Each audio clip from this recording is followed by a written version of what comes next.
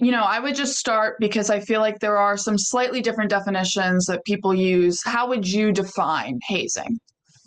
Yeah, so I always tell people because states look at it very differently. I always look at the state definitions as well.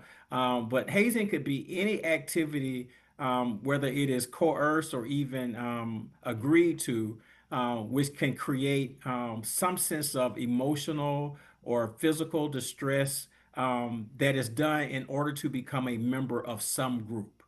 And that should be really broad because it's not, I mean, most of the time we think about fraternities and sororities or athletic teams, but just this past week, the Harvard Orchestra got suspended for hazing. So I was like, I've never, that was a new one for me. So it's, I mean, it as a part of being, any group that there are these things that those who are aspirants have to do that the members don't have to do. And those things often create some sense of discomfort or even some kind of peril, which could be, up to death.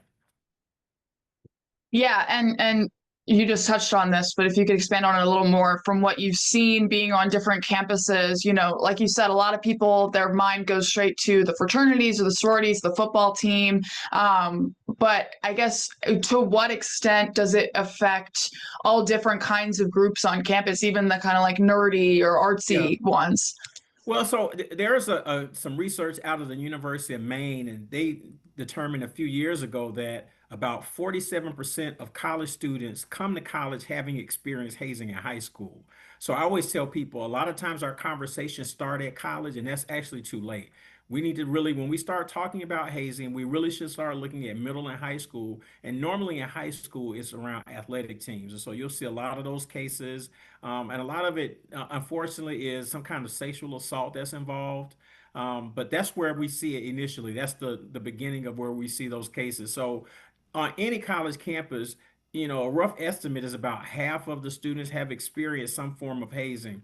Of course, then on campuses, the most high profile cases are generally fraternities and sororities. And a lot of that too is built on popular culture. 1979 movie Animal House, 1989 movie School Days are two, prime examples. And so we expect that. We've seen a little bit more recently with college athletics. Northwestern University's football team had a high profile case a couple of years ago. But you can see it in bands. Those cases have become a little bit more increasingly recently. So band hazing cases. There was a death at Florida A&M University about a decade ago. That was a drum major that died due to hazing. It could be different clubs. Like I said, it could be an orchestra. It could be a nursing organization. So there's just a range of groups. So like I said, any organization where people can join, you can see those kinds of activities happen. And how prevalent is hazing when we talk about it could happen in all these different kinds of groups? Obviously that doesn't mean every single club you join on a college or in high school is going to be hazing you. So what do we know about that actual prevalence, and do we have a good idea of it? No, I don't think we do. Like I said, it's most of the time, and based on some of that research, like I said, the two groups where you're going to see the most is actually athletes first, and then fraternities and sororities.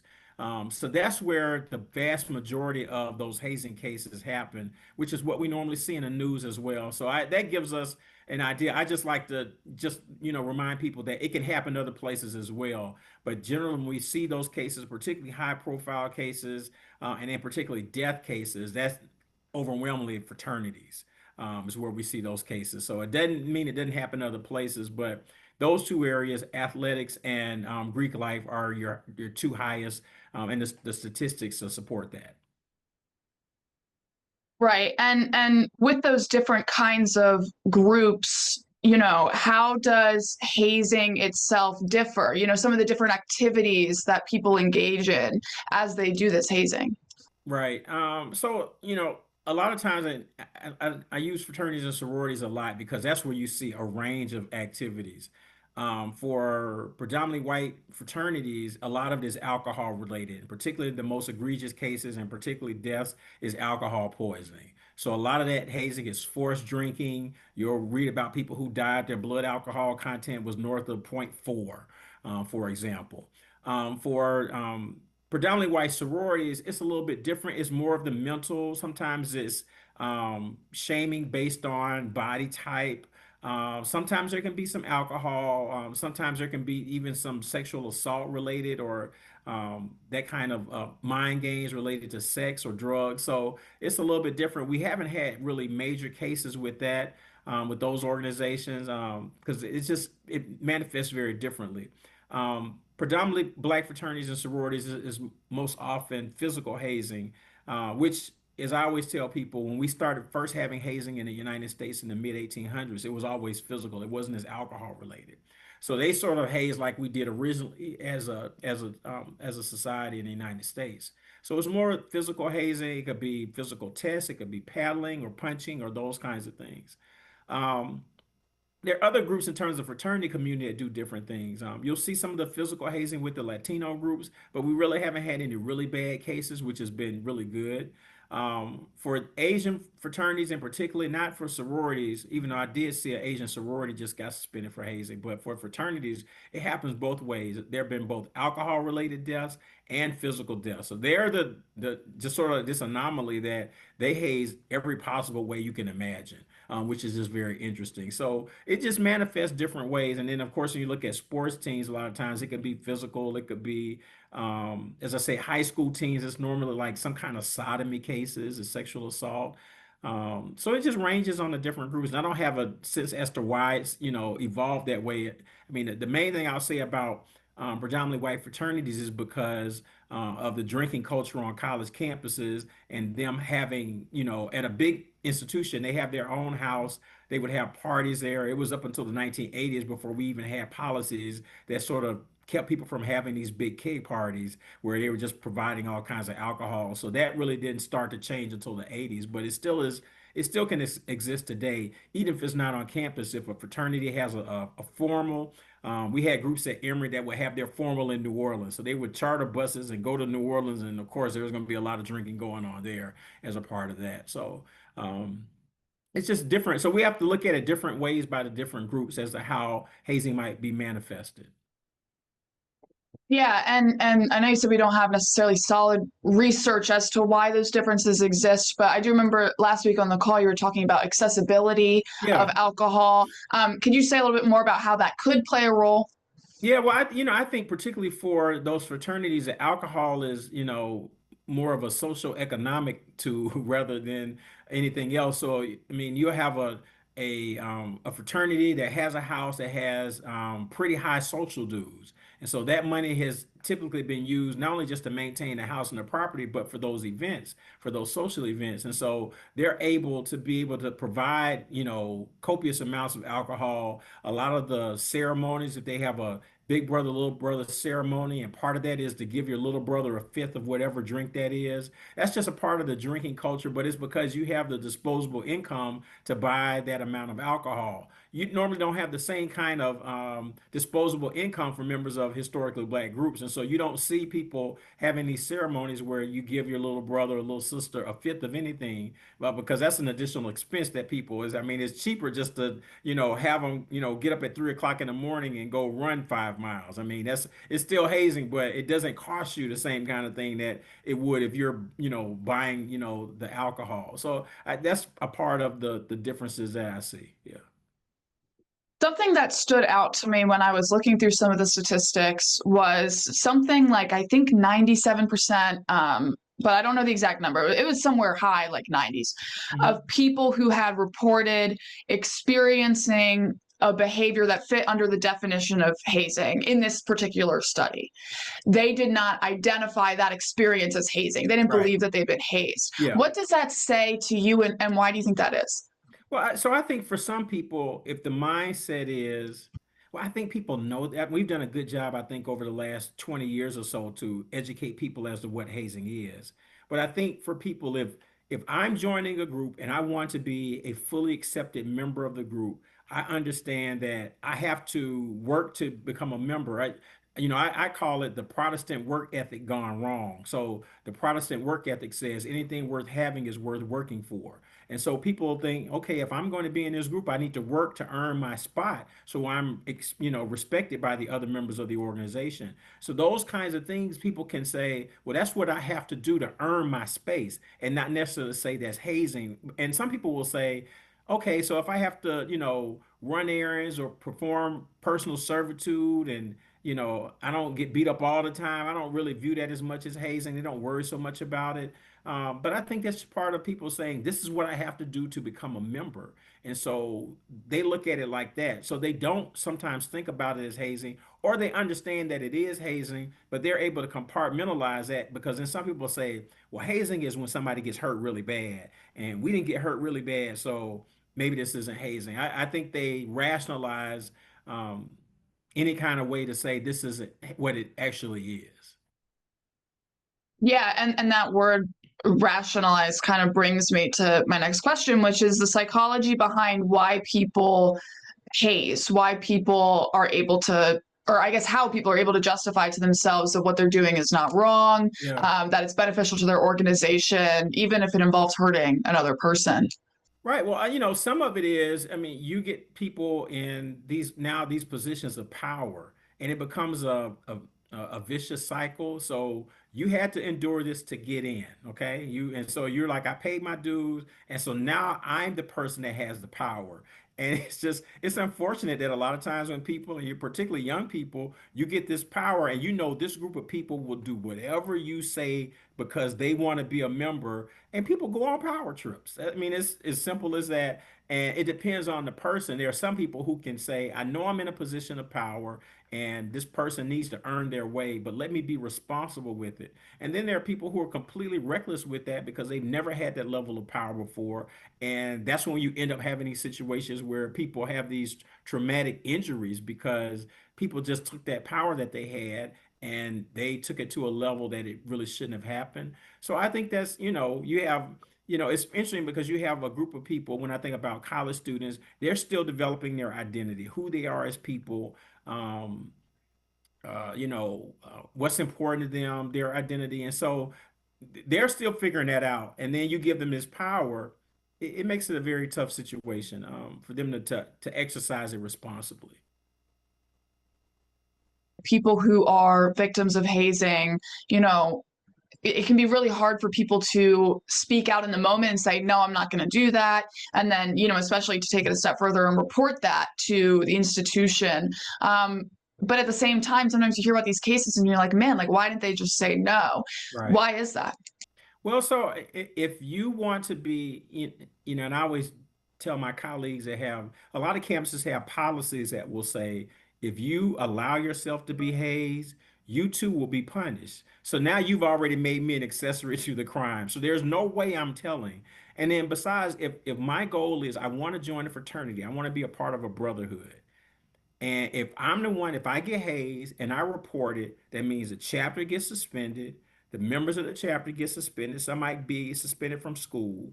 And I become initiated into an organization where I'm now immediately persona non grata. Nobody on campus will address me. Members of the organization on other campuses won't have anything to do with me. So, what's the purpose of joining a fraternity, which is about brotherhood, and everybody hates you? It doesn't make any. So people aren't going to ever tell. So it doesn't. Once you get involved in it, if you decide that this is hazing, I'm not going to participate, you have to make the decision then that you don't want to be a part of the organization at all. That means it's like, this isn't for me, I'm telling, and I don't care, and I don't want to do this. You have to have that. But if you still want to be a member and you join in good faith, you're not telling. It's just there's no way in the world that you're going to tell. So I mean, it's really hard. You want to be a part of that group. So why would you, tell on everybody that you want to be brothers or sisters with? Right. It becomes a big sacrifice. Right. You talked earlier about hazing starting in the US in the 1800s. Can you walk me through some of I guess the abridged history of hazing, some of the older instances we've seen of it, maybe even not in the United States, and then how it's Yeah. kind of evolved since it came here? Right. So hazing actually starts in the 1400s in German universities. They had a process called penalism where new students had to carry their pen cases around with them. So it was, it could be violent at points in time, but you were noted that you had your pen case, you were a part of penalism. In the 1700s in Great Britain, they had a different process. They called it fagging. It was personal menial servitude. So it wasn't as much of the physical. It was more of, you're a freshman, you have to clean, my room and do those kinds of things. In the 1850s, United States was, we called it hazing. It was a combination of the two, but it was always for freshmen. In both in the two previous examples, it was always freshmen because they were viewed as the new people that have to earn their space on campus. In the 1920s, higher education started to say they started to see violence, physical harm to people who were freshmen. They had events called freshman and sophomore class rushes, where the sophomores chased the freshmen and beat them up. That was a part of the process. And so higher education said, mm-mm, this is bad. We can't have hazing of freshmen anymore. So they unilaterally stopped, started to end the hazing of freshmen. It finally phased out by the 1970s. I mean, and the remnants of that on the, more benign end was when you had you'll see pictures of people with beanies on. It was that kind of stuff. So it wasn't really anything detrimental. But it took until the 1970s really before that phased out. But in the 1920s, we started to see hazing in fraternities in particular. And so it's a culture that migrated. It didn't go away. It moved from freshmen to members of fraternities and sororities to athletic teams to clubs to bands, everybody else. But it was centralized in the beginning. It was just for freshmen. And now, that we've seen so much effort put towards preventing hazing, stopping hazing, those trainings. I'm sure you're very familiar that all Yeah, the new recruits have to go through when they're trying to join a fraternity or sorority. Even I think just coming into college, a lot of colleges have, those like web modules you do and they teach you yeah. about binge drinking, they teach you about hazing, all that stuff. And there's laws that are being put into place. Is that having an impact? Is that decreasing the prevalence of hazing that we're seeing, or is it seeming to persist? No, the thing that I think it has done, I think there is more awareness of hazing. So I think more often than maybe 30 years ago is being reported. But the prevalence of hazing, I don't think has decreased at all. I think there's just more of a chance that it'll be reported. In the state of Louisiana, a couple of weeks ago, we had a hazing prevention summit that I spoke at. And Louisiana has very tough laws. Max Groover died in 2017 at LSU. He had one of those high blood alcohol contents. In 1 year, the legislature got together, passed a law. Governor Edwards at the time signed it in 2018. And then we had a recent death last year at Southern University in Baton Rouge with this tough law. The law doesn't scare people because they're still thinking 95 times out of 100, nothing bad is going to happen. We're not going to get caught, so let's just keep doing it. People are not afraid of the laws. So every place where there are tough laws in Florida, there are tough laws in Pennsylvania. It doesn't change anything with those laws because people are thinking, the chances of something bad happen are still relatively low. So we're going to keep doing what we do. So I just think there's more awareness out. We have to keep with the awareness, but the laws have not done anything. And I told folks in Louisiana back in 2018, this isn't going to stop people from hazing. If you guys believe that, you're crazy. It's not going to happen. And we've had two deaths in the last 8 years in Louisiana due to hazing. So.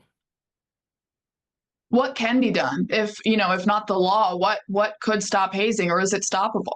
I don't know. I'm at a point. I wrote a piece several years ago called "The Unwinnable War." I don't know if it can be stopped. And so once again, with the framework, it's a 600-year-old problem. And so that's the framework. So you're trying to change a culture that has been around for 600 years. And, we have, laws about speeding. People still speed every day. I mean, it just doesn't, there's just so many things. You're not supposed to drink underage. People still drink underage. And there are just certain cultures that are very difficult for us to change. And hazing has been one. And because now, like I said, the difference is it's not just fraternities and athletes. It's band. I mean, we've seen band deaths and the other. So it's just been a part of, higher education and now even in terms of high schools. So I don't know. If I had the answer, I would have retired years ago because I'd be a multimillionaire because I figured out how to end hazing. But nobody has. And lots of us, go around the country and do presentations and um, we just, And and I think part of the challenge on a college campus is that your environment cycles out every 3 to 5 years. There are new students always coming in, students that are leaving. And so, I mean, part of the work that people are doing now is how do you create mandatory programs for every student, like you talk about some of those training modules, and not just talk about, alcohol and those things, but talk about hazing, whether you want to join a group or not, because we need more people who won't, have bystander apathy and they realize like, man, something's going on with my roommate. Let me report it to somebody. So I think that that's people will start doing more of that. So I think we've done a better job with the overall awareness, and more people are reporting. But in terms of the prevalence of hazing, we still have deaths every year. It just continues. So we haven't put a major dent in it. I don't have the answer. Yeah. Have you seen things change over the past 10, I guess 15 years, with social media and smartphones and stuff that they're playing a bigger role in hazing as well? So for me as an expert witness, they help because now there's generally more evidence that criminalizes what you've done, which people don't think about now. I mean, you'll have people they can immediately take pictures of their injuries and they save those so that when they end up, telling, or they end up in the hospital, or it might not even be that person. I've seen situations where the girlfriend took the pictures and turned it in to say my boyfriend got beat up, he's hazed, and they give the pictures. So because everybody has a phone with a camera now, that's the difference. I think sometimes people will try to use the technology. They'll use text messages. They might try to use encrypted technology like WhatsApp to try to schedule. So it's created some interesting dynamics in terms of how people coordinate the hazing. And not, so that's it. But then there still are digital trails. And so I've worked on cases where I've read text messages that people sent that they thought they deleted, but police were able to get the text messages. So I'm reading the text messages about what they had planned to do and what they had confessed to do. So it's a double-edged sword for people who are trying to use the technology to get around detection for hazing. But if they get caught, that same technology is used to show what they did. So people aren't, I mean, there isn't a lot of, I haven't seen a lot of things on social media. Um, there's a case recently at University of Tennessee, Chattanooga, where the pledges set themselves on fire as a part of hazing, and that was caught on video that somebody had, and so that's how the news stations got it in Chattanooga. Um, but yeah, it's a double-edged sword. People try to use the technology to coordinate. They plan their strategies, but if you get caught, it still leaves a digital footprint that police have been able to use. And as an expert witness, I've seen the evidence. So.